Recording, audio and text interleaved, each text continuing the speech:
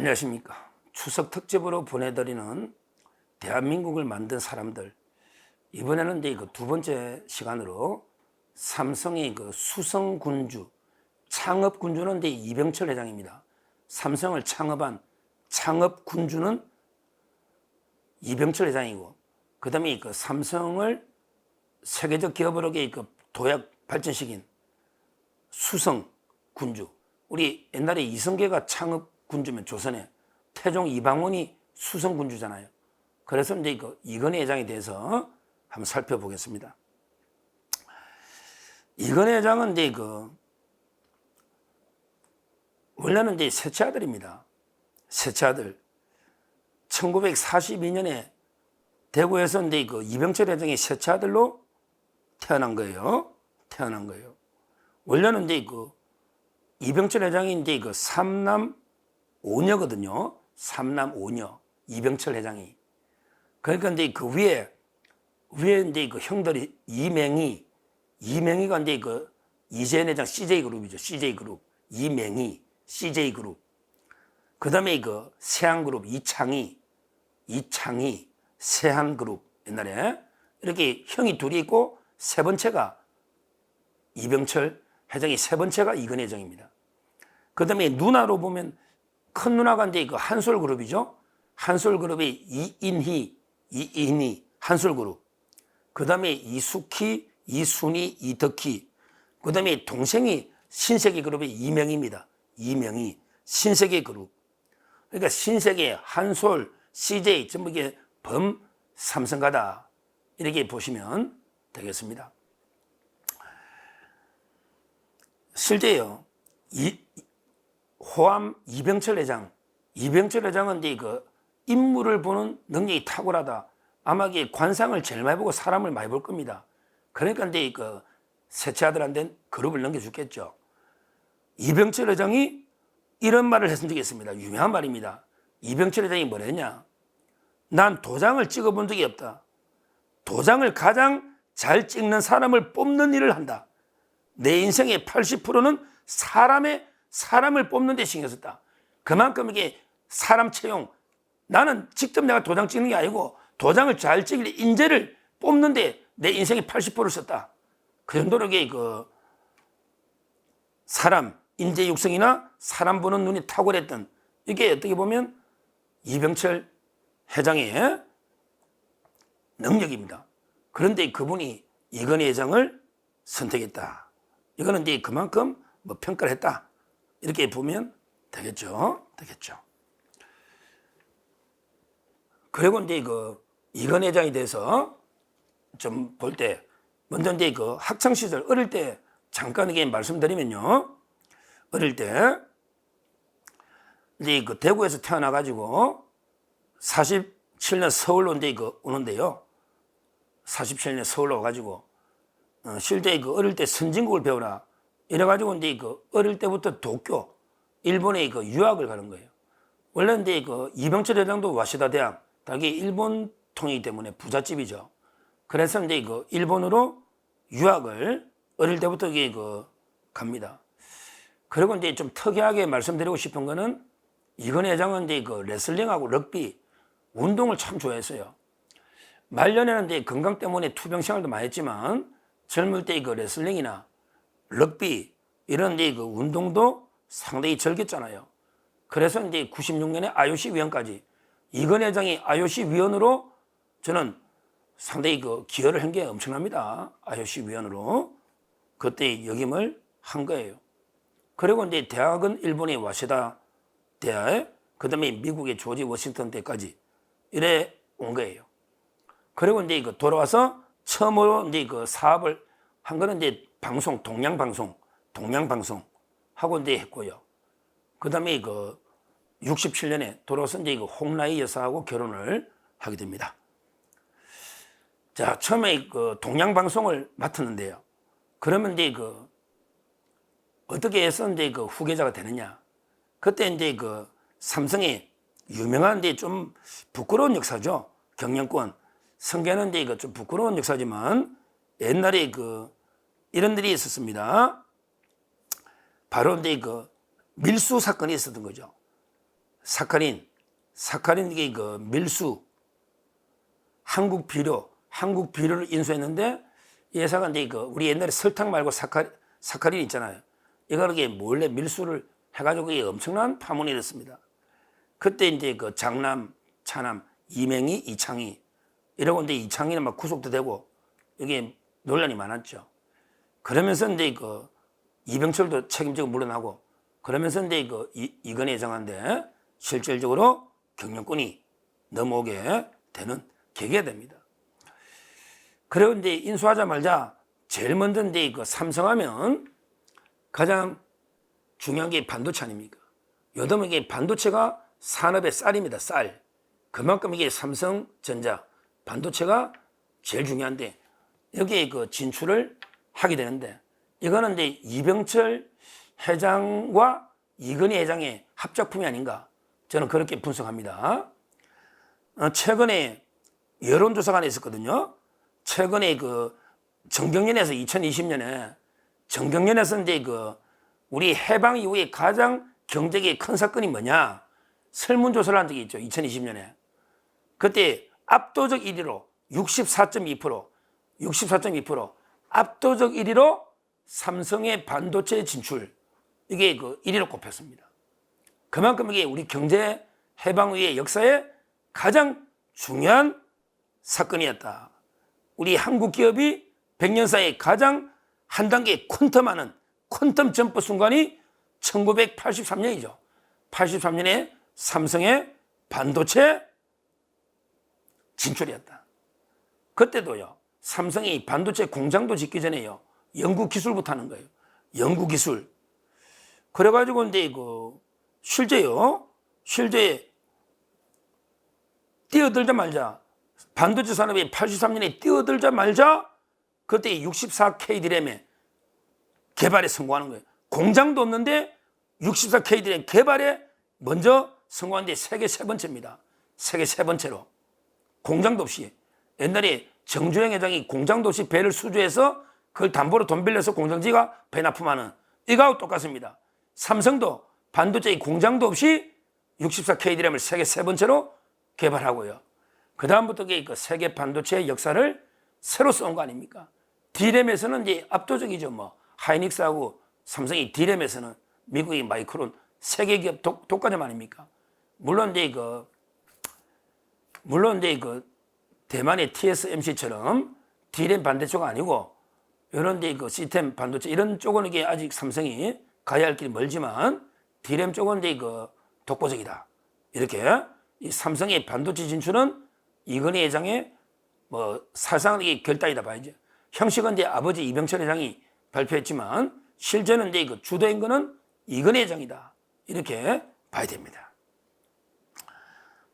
그 다음에 그 하나만 더 이제 그 또 설명하면요. 삼성에서 이건희 회장 역사에서 중요한 게요. 바로 이제 그 프랑크푸르트 선언입니다. 이게 아주 중요합니다.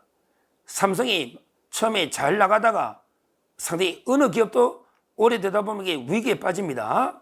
삼성도 이제 그 계속 잘 나갔지만 어느 정도 매너리즘에 빠지면서 위기에 처하게 됩니다.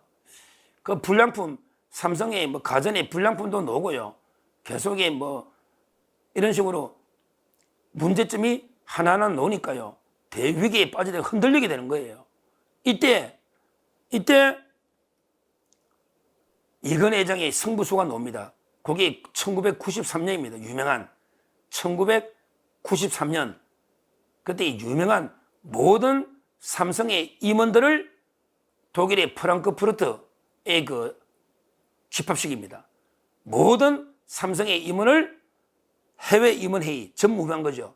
독일의 프랑크푸르트 거기에 집합식이 났고 삼성의 대변화를 선언합니다. 이게 프랑크푸르트 선언입니다. 제가 한번 자막으로 한번 읽어보겠습니다. 이게 워낙 삼성 역사에 중요합니다. 프랑크푸르트 선언 한번 이게 자막으로 읽어보도록 하겠습니다. 지금 변하지 않으면 2류 내지 2.5류 잘해봐야 1.56까지는 갈 수 있는지 모르겠다. 그러나 1류는 절대 안 된다. 마누라와 자식만 빼고 다 바꿔라. 2등은 아무도 기억해 주지 않는다. 이 유명한 말입니다. 마누라하고 자식 빼고 다 바꿔라 말이에요. 지금대로 해서는 이게 절대 인류가 될 수 없다. 이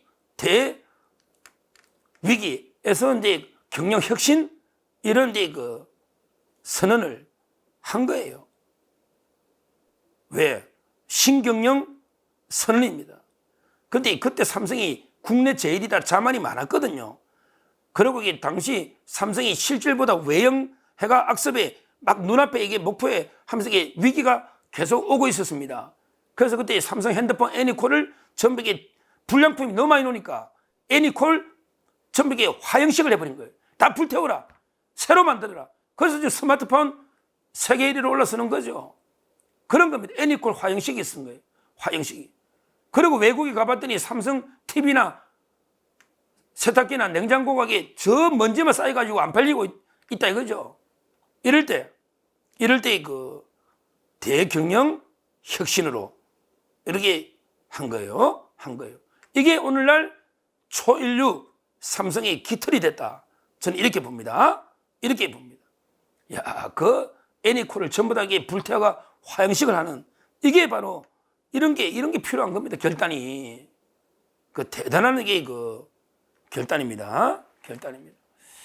하여튼 이건 회장은요.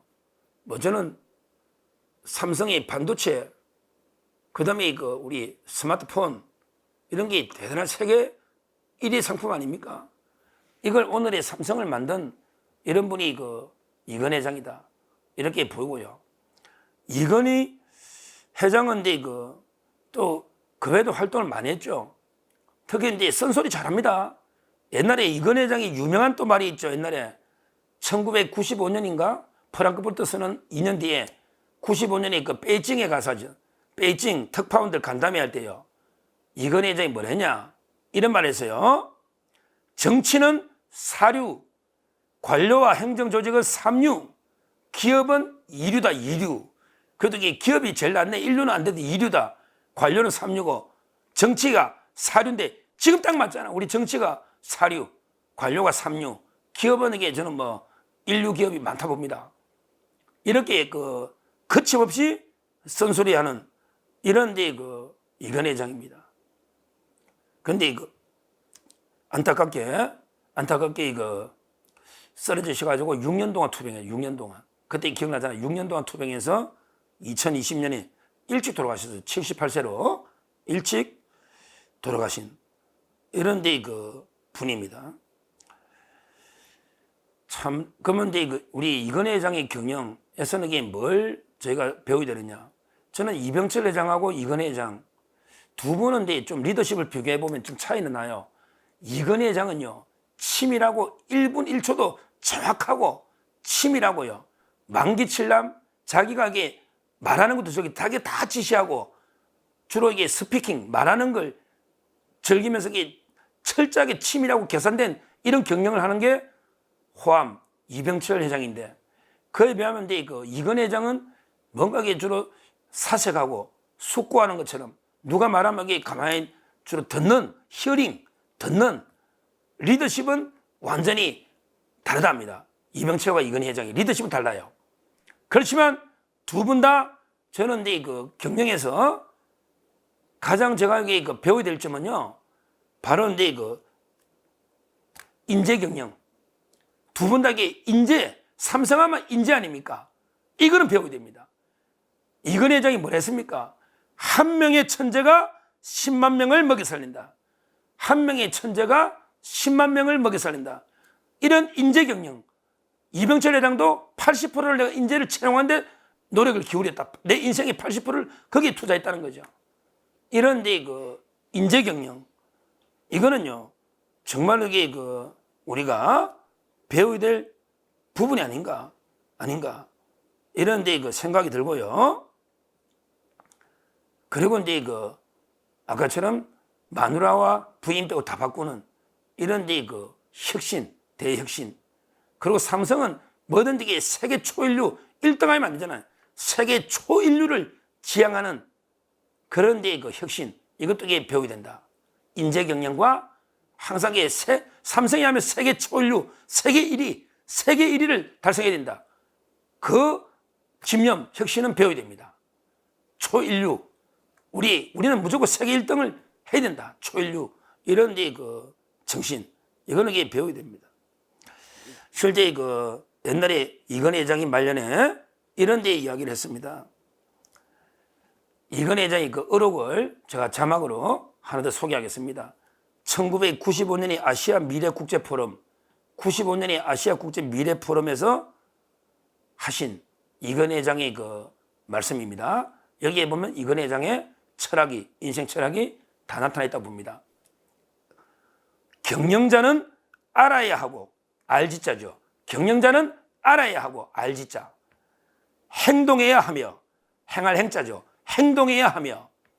세 번째, 사람을 시킬 줄, 이용할 용자잖아. 인재를 활용하는 거예요. 시킬 줄 알아야 하고. 그 다음에 가르칠 수 있어야 하며, 훈계하다 할 때 훈자잖아요. 가르칠 수 있어야 하며. 그 다음에 평가할 줄. 인재나 사람이나 일을 평가할 평자잖아. 평가할 줄도 아는 종합 예술가로서 실력을 갖춰야 된다. 이게 이건희 회장입니다. 딱 본인 이야기예요. 경영자는 지, 행, 용, 훈, 평. 지행, 용, 훈, 평. 이 5가지를 갖춰야 된다. 경영자는 스스로에게 알아야 되고, 행동해야 되고, 시킬 줄 알아야 되고, 가르칠 수 있어야 되고, 사람과 일을 평가할 수 있는, 이게 경영자의 자질이다. 저는 여기에 가장 맞는 분이 이건희 회장이다. 이렇게 봅니다. 실제 그 삼성, 지금은 이제 이재용 시대입니다. 이병철 회장, 그 다음에 이건희 회장, 이제는 이제 이재용 회장. 이재용 회장도 이제 사법 리스크나 참 이게 안타까운, 억울하죠. 그 말도 안 되는 이야기입니다. 말도 안 되는 이야기예요. 빨리 족쇄를 풀어줘야 됩니다. 숱한 어려움도 있었지만 저는 이재용 회장처럼 이제 소탈하면서도 정말 이제 이렇게 직원들이나 국민들의 마음을 얻는 이런 게 지도자를 못 봤습니다. 지금 아마 우리 국민들 여론조사 하면요, 이재용 대통령 노리는 사람 많아요. 제주에도 삼성그룹 전문경이 맡기고 이재용 회장 대통령 출마하시오, 이런 사람들이 많이 있습니다. 삼성을 이게 세계 1등이라는 게 엄청나게 위기거든요. 뒤에서 쫓아오는 사람이 얼마나 많습니까? 차라리 그냥 빨리 베끼는 거 쉬워요. 빨리 남은 거게 빨리 가지고 베끼 가지고 나가는. 근데 지금은 그게 아니잖아요. 지금은 이제 앞서 나가야, 창조해 나가야 되는 거거든. 퍼스트, 최초로 무브 움직이는 최초의 창조자가 되는 거거든요. 그냥 패스트 팔로 빨리 베껴 나가는, 따라가는, 이게 아니라 말이죠. 참 이게 삼성의 회장 잠이 안 올 겁니다. 이건희 회장도 그랬잖아. 정말 이게 하루라도 등에 땀이 나서 잠을 제대로 잔 적이 없다 했잖아요. 그만큼 이게 세계 초경쟁시대 아닙니까? 얼마나 경쟁이 아차하는 순간에 기업이 하루아침에 무너질 수 있는 이런 위기에 오늘날 삼성이 여기까지 세계 초인류 기업으로 온 거, 이거는 대단한 역사고요. 우리 이병철 회장 창업군주, 그 다음에 수성군주 이건희 회장 거쳐서 지금 이재용 삼성 회장도 더욱 신기일전해서 삼성을 자랑스러운, 제가 외국 나가면 이게 보면 전부 삼성, 현대, SK 이런 기업들밖에 안 보입니다. 기업이 우리 국민의 자랑입니다. 자랑입니다. 더욱 삼성을 초인류 기업으로 만들어서 우리 국가와 국민에게 보답하고 우리 국가야 국민의 명예를 더 높이는 이런 기업으로 성장하시기를 기원합니다. 감사합니다.